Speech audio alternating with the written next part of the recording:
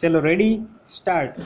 અરજદારે હાલની આ રિવિઝન અરજી ક્રિમિનલ પ્રોસિજર કોડની કલમ 397 અન્વયેની દાખલ કરેલ છે ફૂલ સ્ટોપ। ક્રિમિનલ પ્રોસિજર કોડની કલમ 397 અન્વયે આ અદાલતની હુકમ મર્યાદિત છે ફૂલ સ્ટોપ। જો વિદ્વાન નીચેની અદાલતનો હુકમ કાયદા અને હકીકતોથી વિરુદ્ધનો, કાયદાની જોગવાઈથી વિરુદ્ધનો, ગંભીર ભૂલ ભરેલો, વિદ્વાન નીચેની અદાલતનો હુકમ અયોગ્ય, પરવર્સ અને ગેરકાયદેસર હોય અથવા વિદ્વાન નીચેની અદાલતે વિવેક સત્તાનો ઉપયોગ આર્બિટ્રરી અને પરવર્સલી કરેલ હોય તો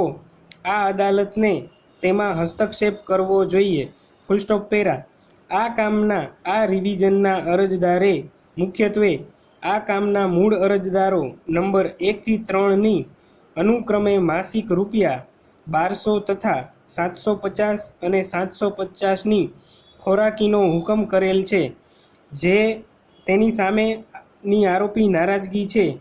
તેમજ મૂળ અરજદાર મંજુબેન પોતાના માવતરે ગયા ત્યારે તેની સાથે પોતાની ભેંસ પણ લઈ ગયા છે, જે ભેંસના દૂધની આવક થાય તે વિદ્વાન નીચેની અદાલતે ધ્યાનમાં લીધેલ નથી, તેમજ વિદ્વાન નીચેની અદાલતે આવકને લગતા પુરાવા ધ્યાને લીધા નથી, તેમજ મૂળ કામના સામાવાળા શ્રી પબાભાઈ ડ્રાઇવિંગ કરીને ₹10,000 તથા 40 વીઘા પોતાની જમીનમાંથી વાર્ષિક ₹10 લાખ કમાઈ લે છે તેવું માનેલ છે, પરંતુ તે અંગેના કોઈ કાયદા દ્વારા માની શકાય તેવા પુરાવા મૂળ અરજદાર શ્રી મંજુબેને રજૂ કરેલા નથી, જ્યારે સામાવાળા તરફે જુબાનીમાં દરરોજ ખેત મજૂરી કરીને ₹60 પૂરા કમાય છે તેવું જણાવેલ છે તેવી હકીકતો ધ્યાને લીધા વિના વિદ્વાન નીચેની અદાલતે હુકમ કરેલો છે તે અન્યાયકર્તા છે અને કાયદા અને હકીકતની દ્રષ્ટિએ ભૂલ ભરેલો છે ફૂલ સ્ટોપ। અરજદાર ઘરેથી નીકળેલ ત્યારે તેની સાથે 8 થી 10 લીટર દૂધ આપતી ભેંસ લઈ ગયેલ અને તે દૂધની આવકની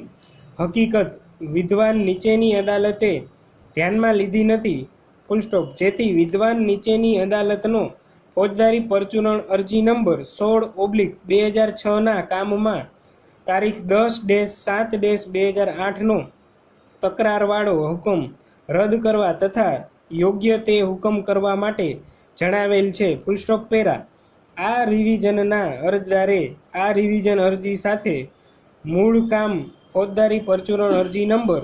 16/2006 આંક 26 થી પબાભાઈની સોગંદ ઉપરની જુબાનીની ઝેરોક્સ પ્રમાણિત કરેલ નકલ કરેલ છે, જેમાં પબાભાઈએ સોગંદ ઉપરની જુબાનીમાં તે ડ્રાઇવિંગ કરીને માસિક ₹10,000